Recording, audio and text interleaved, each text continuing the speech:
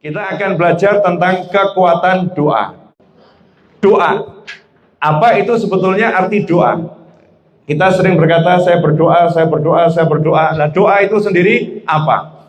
Doa ini sebetulnya undangan, panggilan.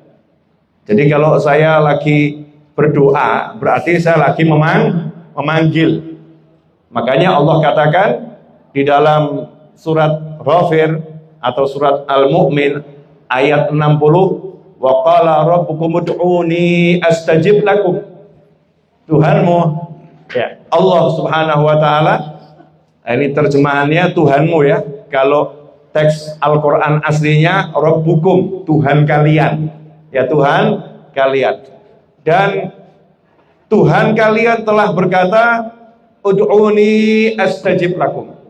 Ya, ud'uni astajib lakum ini diartikan berdoalah kepadaku, pasti akan aku perkenankan bagimu apa yang kamu harapkan. Ini terjemahannya.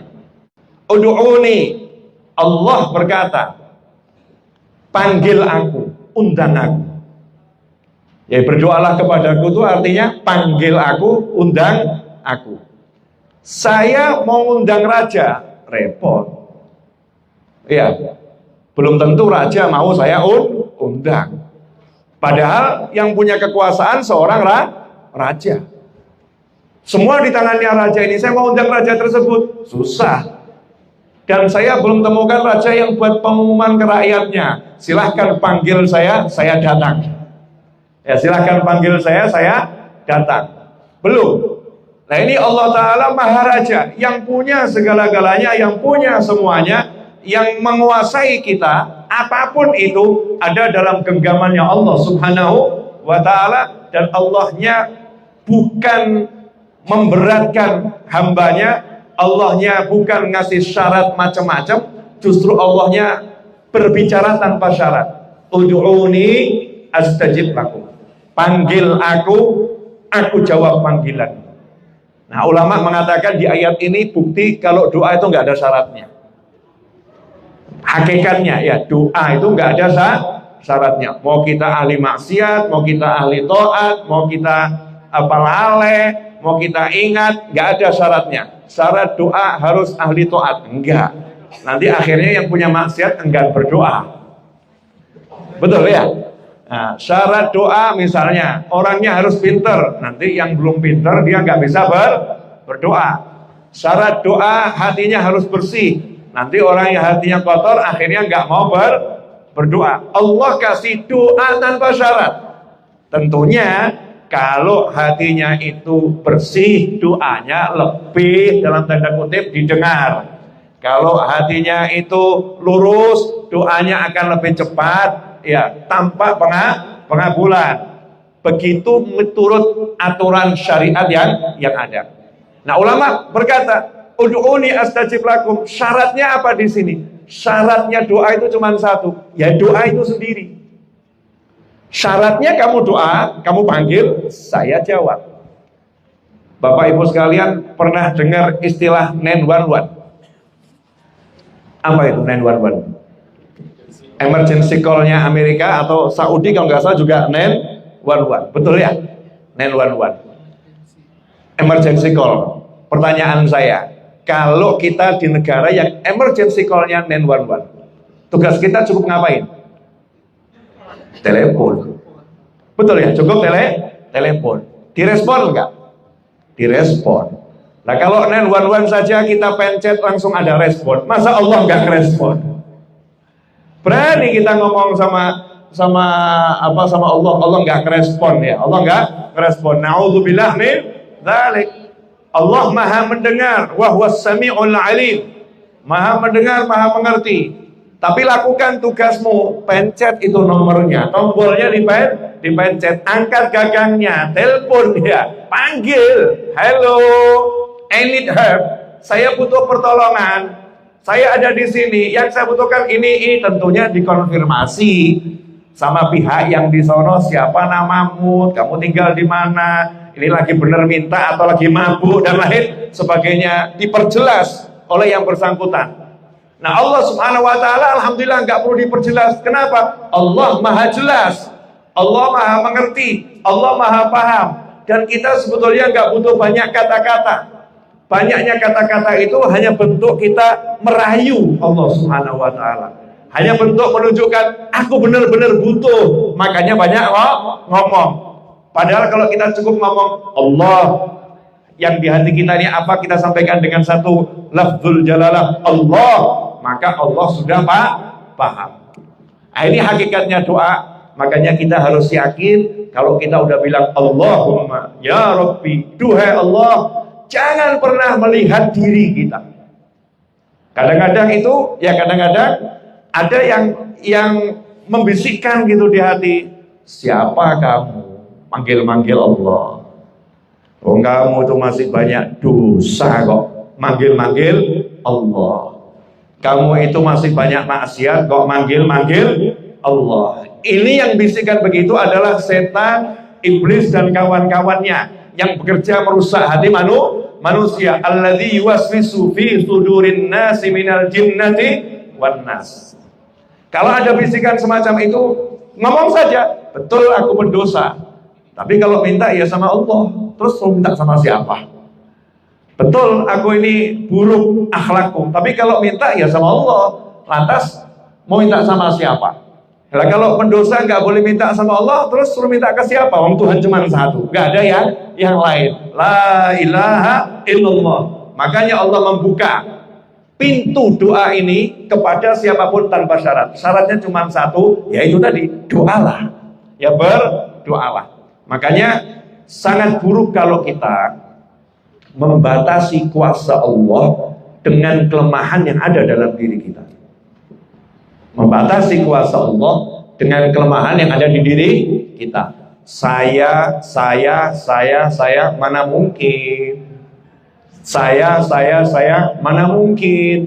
Dia, mana mungkin. Berarti kita menjadi Tuhan yang menentukan Allah nggak bisa, Allah nggak mampu, karena saya begini, dan begini. Nah, inilah kesalahan yang sangat fatal. Seharusnya bagaimana? Ya Allah, saya lemah, saya banyak dosa, saya kotor, saya gak mampu, saya buruk, saya hina. Engkau maha bisa, Engkau maha kuat, Engkau maha mampu, Engkau maha pengampun, Engkau maha baik, Engkau.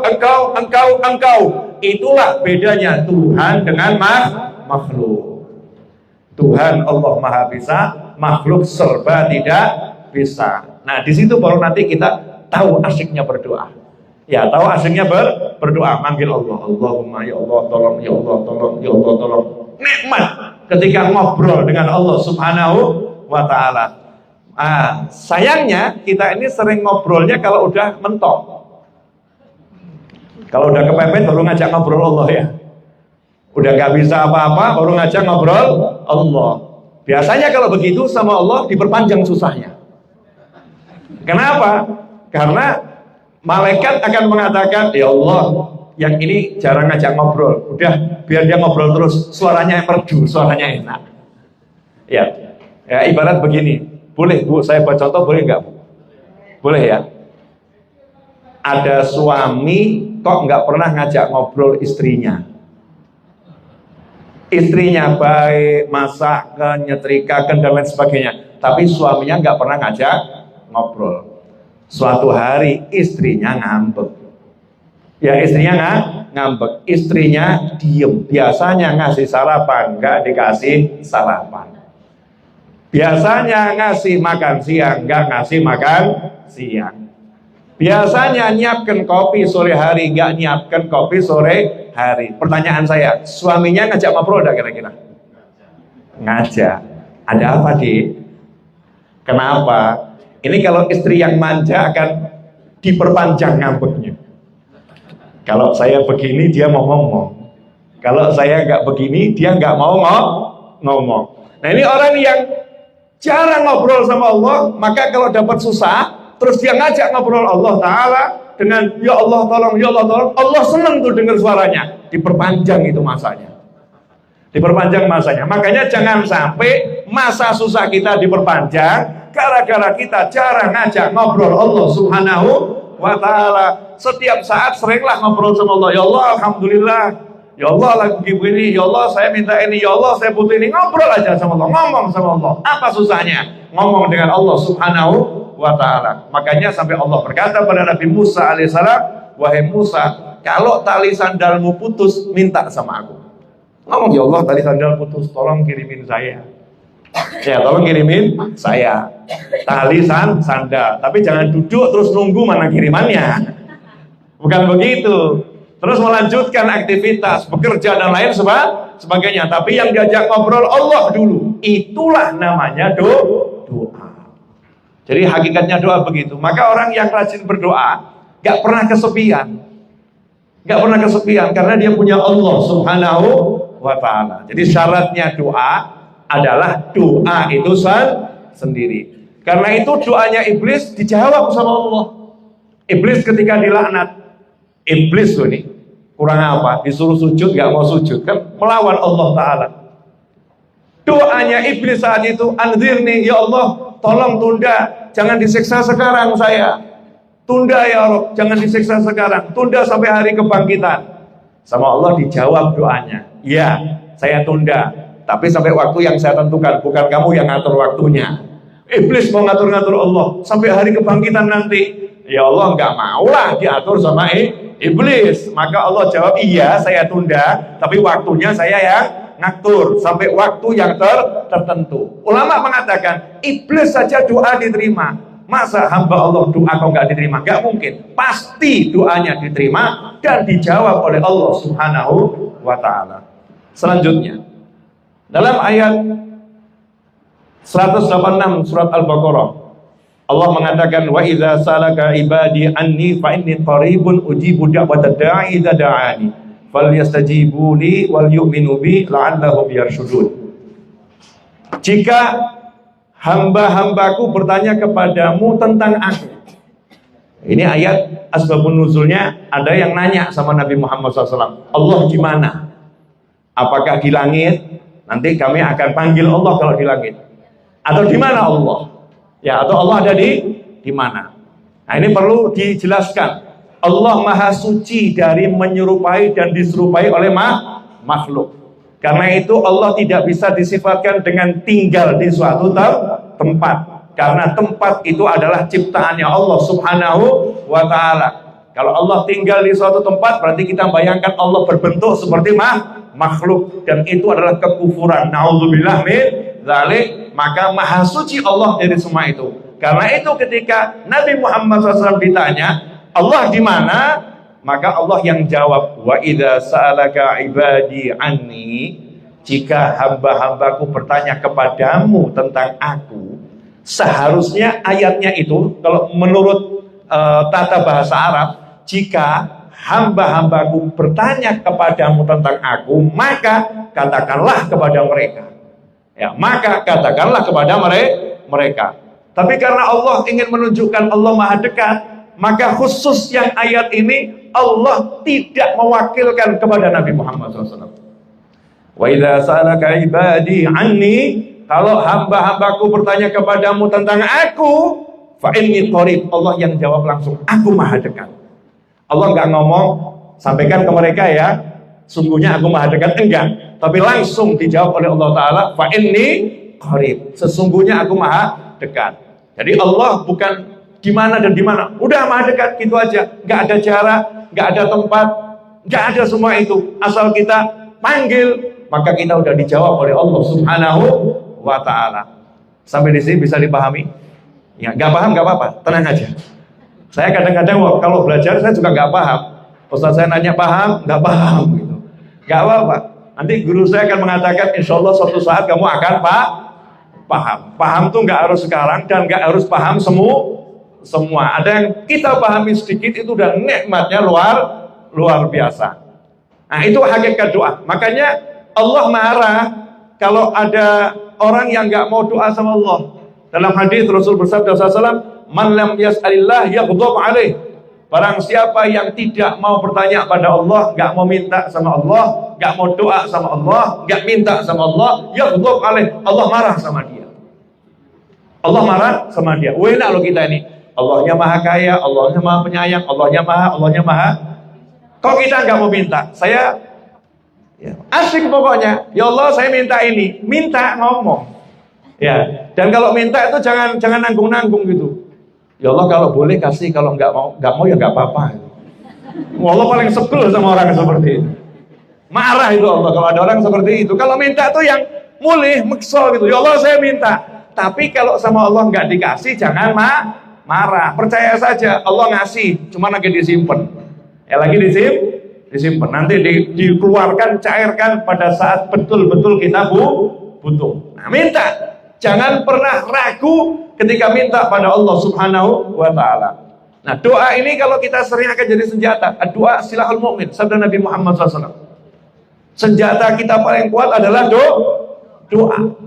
Bukan yang lain. Kenapa doa senjata? Karena doa itu langsung hubungan sama Allah. Yang lain ini kan cuman makhluk. Yang namanya obat itu makhluk. Yang namanya pekerjaan itu makhluk. Yang namanya sarana-sarana itu makhluk. Makhluk itu mudah sekali rusak. Tapi kalau Allah Subhanahu wa Ta'ala maha bisa, maha segala-galanya. Nah, tinggal kita ngomong sama Allahnya, biar Allah yang ngurus makhluk-makhluknya. Enak atau enggak enak? Enak. Nah, ini kalau diterangkan begitu terus teori. Sekarang kita prakteknya. Ini tadi saya sengaja jabarkan. Saya pengennya majelis sore hari ini betul-betul nanti bisa antum bawa pulang ke rumah, terus bisa cerita sama anak cucu, sama teman-teman, karena videonya juga ada. Ini loh, begini tuh maksudnya, begini loh ya. Minimal bisa diingat-ingat terus. Dan saya juga biar rajin, ya, biar saya mau belajar, biar saya mau mencatat, sehingga saya tambah ilmu dan tambah ilmu dan tambah ilmu. Sebaik-baik cari ilmu ya di perjalanan haji, di Madinah Al-Munawwarah, di Makkah Al-Mukarramah, cari ilmu terus, karena ini tempatnya, kotanya ilmu, tempatnya Nabi Muhammad Sallallahu Alaihi Wasallam. Nah, selanjutnya saya mau ambil salah satu contoh kehebatan doa. Masih ingat Nabi Musa alaihissalam? Pernah ketemu? Belum. Iya. Cuman jasanya besar loh buat kita. Kalau nggak ada Nabi Musa, sholatnya 50 waktu. Baru 5 waktu mondar-mandir dari hotel, cuman berapa langkah ke Masjidil Nabawi aja kita udah capeknya luar biasa. Baru naruh, udah azan lagi. Udah azan lagi. Coba kalau 50 waktu, sempat hidup nggak? Masya Allah, baru mau meluk istrinya, azan, nggak bisa. Mau cium anaknya, azan, nggak bisa. Mau makan, azan, 50 waktu. Nabi Musa yang berjuang, ya, menyemangati Nabi Muhammad SAW untuk minta agar Allah menjadikannya itu sampai 5 waktu dalam Isra dan Mi'raj yang hikmahnya sangat banyak, nggak mungkin dibahas sekarang. Nggak mungkin dibahas sekarang. Nabi Musa itu dikenal kalimullah, Nabi yang diajak ngobrol langsung oleh Allah Ta'ala tanpa perantara. Jangan tanya caranya bagaimana, nggak usah dipikir, nggak nyampe kita, nggak nyampe. Itu urusan ilmu hati, ya, ilmu hati. Yang mengalami yang tahu. Seperti ibunya Nabi Musa. Ibunya Nabi Musa itu kan juga dapat wahyu. Fa'auhayna ila ummi Musa. Dalam hatinya dari Allah Ta'ala. Kalau wahyu untuk wanita bukan Nabi, namanya ilham. Wahyu untuk lelaki bukan Nabi, namanya ilham. Dikasih dalam hatinya sampai mau menghanyutkan putranya yang bayi ke dalam sungai. Padahal pengen putranya selamat, kok dihanyutkan ke sungai? Kan nggak masuk akal. Kenapa bisa semantap itu? Karena di hatinya dapat ilham. Itu ibunya Nabi Musa.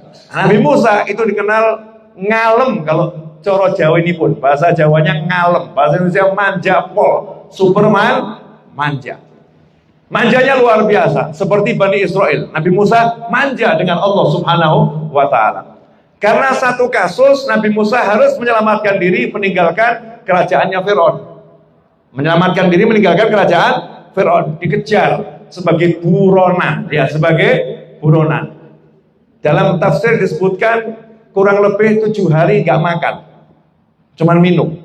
Sehingga Nabi Musa yang gagah perkasa itu, perutnya ini sampai nempel ke tulang punggungnya. Karena 7 hari gak makan, kurus mendadak. Jadi ibu-ibu kalau mau diet, gitu caranya. Nah, itu cepat itu kurusnya ya. Resikonya antara hidup dan mati itu aja. Ya. Keuntungannya cepat kurus, resikonya hidup atau mati gitu ya. Itu sudah terbukti Nabi Musa menjalaninya ya. Menjalaninya hanya minum air.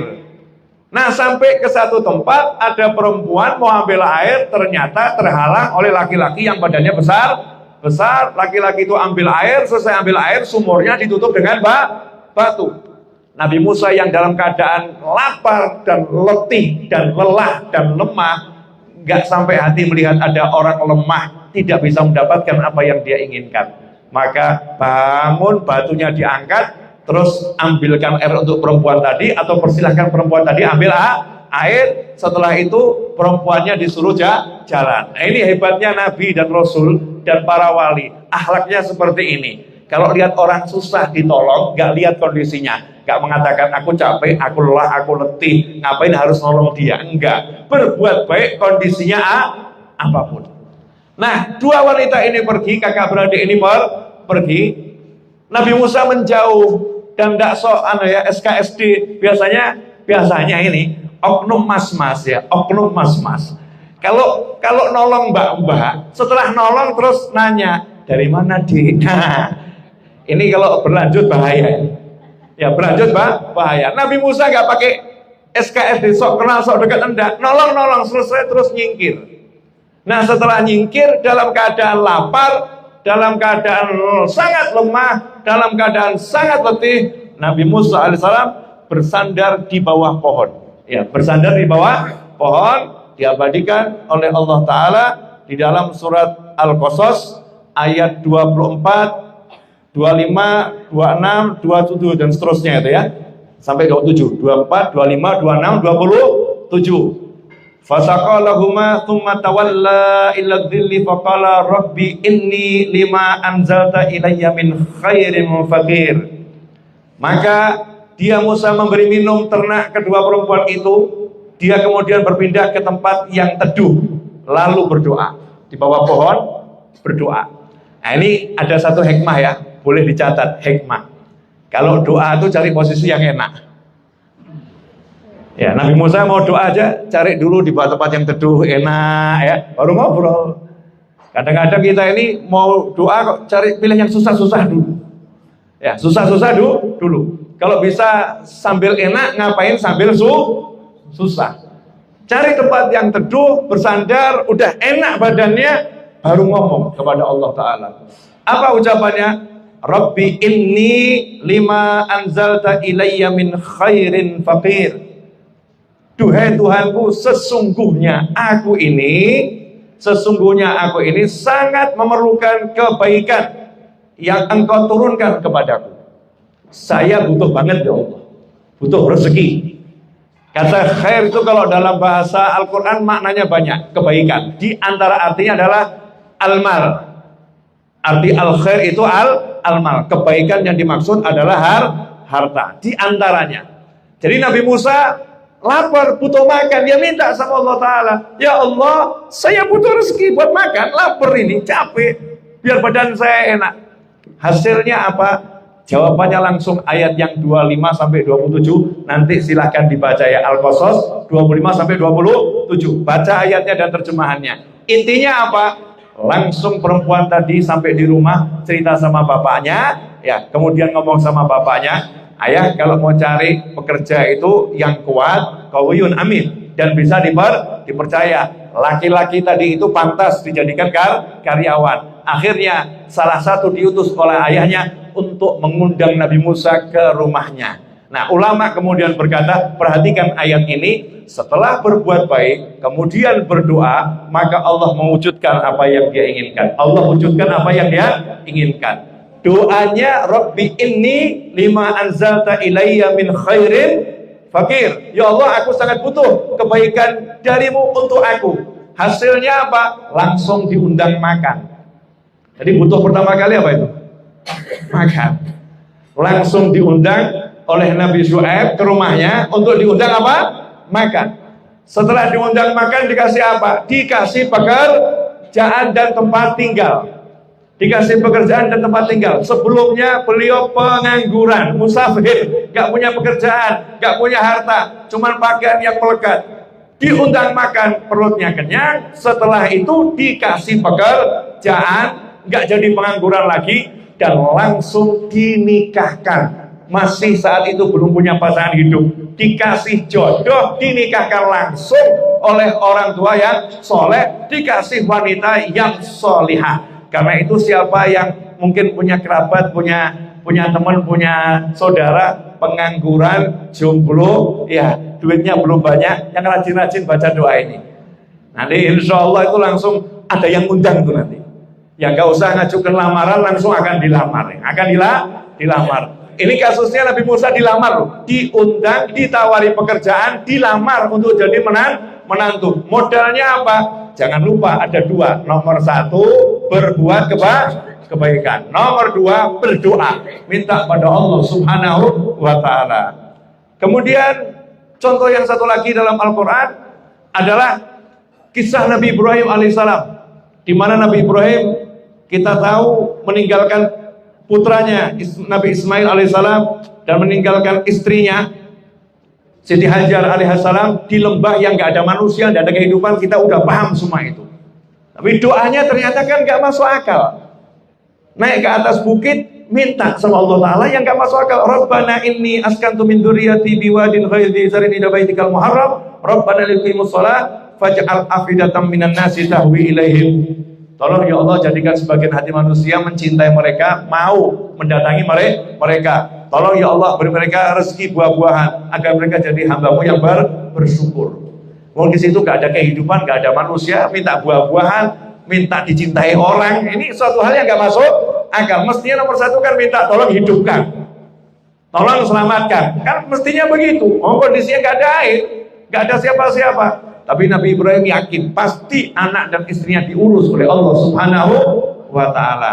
Nah inilah sekilas yang bisa saya sampaikan tentang doa. Ya, tentang doa sebagai penutup.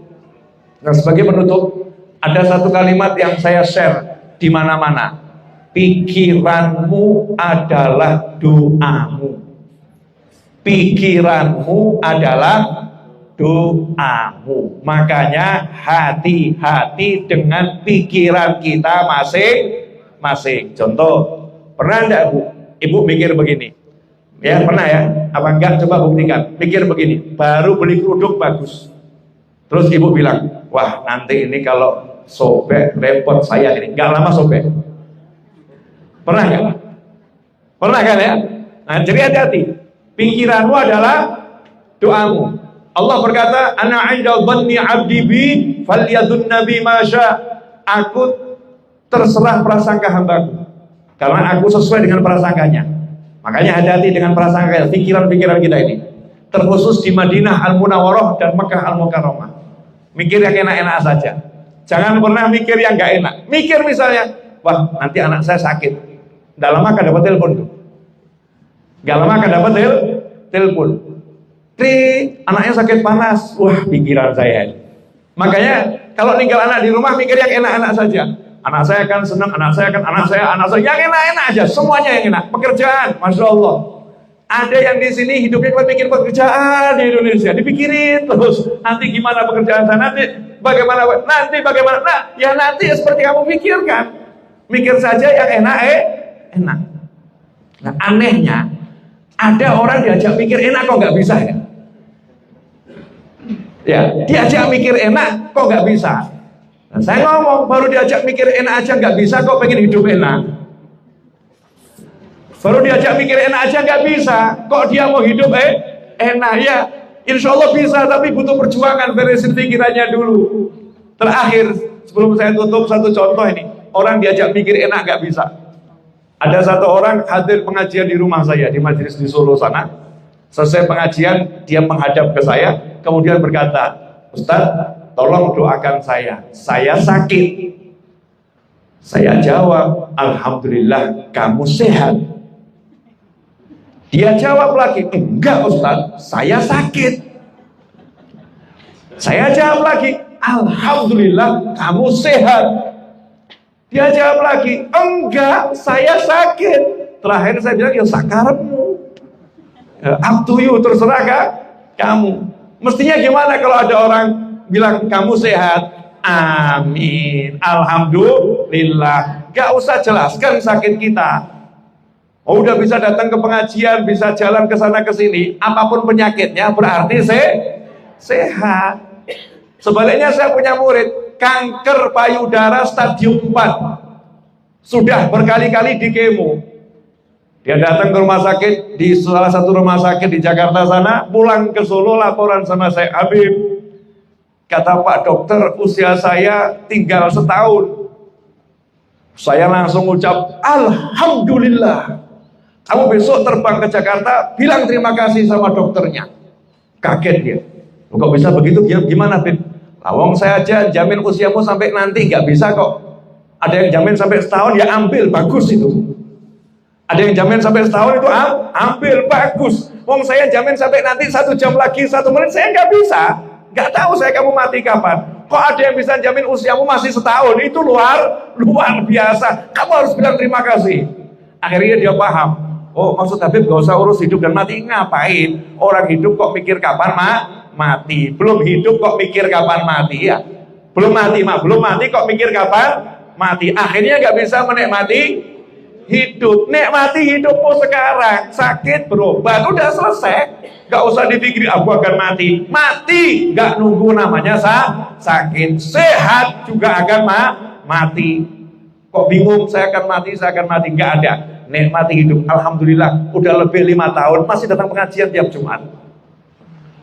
Iya, masih datang pengajian tiap Jumat. Semoga semakin panjang umur. Jangan sampai karena pikiran kita jadi kita gak enak semua hidup. Karena pikiran adalah doa. Pikiran ini kan kita komunikasi dengan Allah Subhanahu wa ta'ala. Jangan lupa Allah Maha mendengar. Ya Allah Maha mendengar. Maka mikir yang baik-baik saja. Nah, insya Allah semua jadi enak hidupnya. Ya, dunia akhirat urusannya jadi mudah semuanya. Dunia akhirat, yang kurang sehat jadi sehat semuanya. Terutama hatinya jadi sehat, senang, gak ada sumpek-sumpek, gak ada suntuk. Jazakumullah khairan, semoga berkah manfaat. Wassallallahu ala sayyidina Muhammadin wa alihi wasallam. Walhamdulillahirabbil alamin. Wal afu minkum. Wassalamualaikum warahmatullahi wabarakatuh.